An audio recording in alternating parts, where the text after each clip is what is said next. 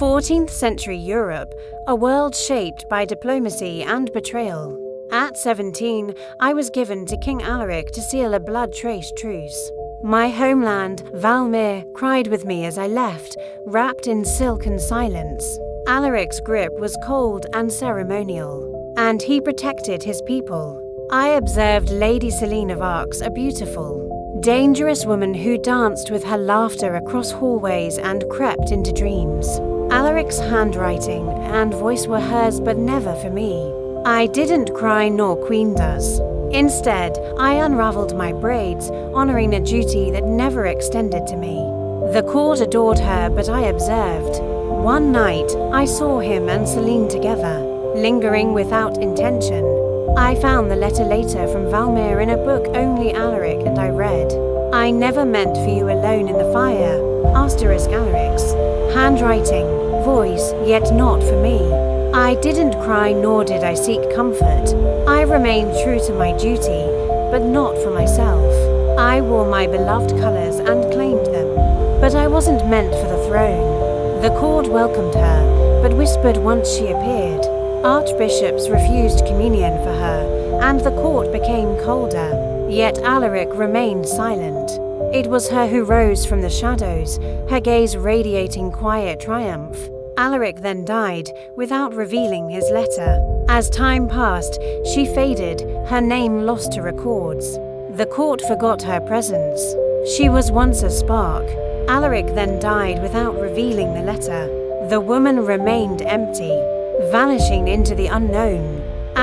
You gave me grace I never deserved. I mistook silence for strength and called my betrayal love. You were always the crown, not gold but the weight.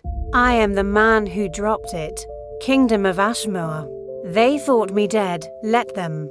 A queen who vanishes becomes a myth, and myths are more dangerous than memories.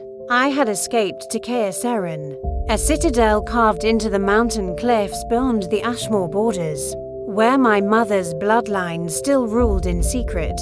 There I traded silk for steel. I studied law, coin, faith, and warfare. A queen cast aside becomes one forged anew. I learned the names of merchants, spies, traitors, and every man who had once bowed to me with false lips.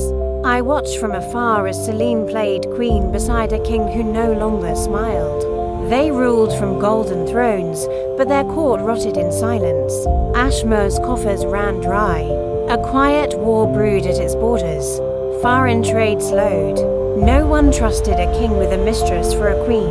So I sent them aid, anonymously crates of grain and silver marked, barrels bearing the seal of House. Seren arrived at Ashmore's port. Letters followed, offering counsel, signed only with a sigil long thought extinct, a white falcon in flame. Selene grew paranoid. Alaric drank more. Then I made my move. Ashmore announced a grand summit to broker peace between warring nobles. I requested attendance under my mother's name. I walked into the Hall of Lords with veils of obsidian silk and an escort of Seren knights, my crest on full display. Gasps followed, then silence. Selene paled. Alaric rose slowly, disbelieving. Isolde, he breathed, like a ghost had spoken. No, your majesty, I replied. I am Lady Isolde of Seren, widow of Ashmore. You buried me long ago. I merely returned to tend the weeds you've let grow. I did not ask for vengeance. I demanded restitution. I offered terms. Seren would grant military support, gold and trade alliances, but only if Selene was removed from council and Alaric signed a writ restoring my lineage's full legal sovereignty within Ashmore. You want my shame in ink? Alaric said bitterly. No, I said softly. I want your kingdom to remember what a true queen looked like. Bertram older now, but still loyal, stood and added, and what she sounds like. The court erupted. Nobles rallied behind me. Priests crossed their hearts. Even the younger knights, born after my abdication, knelt before the falcon banner. Selene tried to flee that night. She was intercepted on the bridge and escorted out of the city. stripped of title and lands. Alaric abdicated 2 winters later. He died quietly, and perhaps that was mercy. I never reclaimed the throne. Instead, I crowned another, a young woman from the Midlands, fierce and just. I served as her chancellor, her mentor, her sword. Ashmore rose again, not by fire, but by the hand of a queen they once forgot.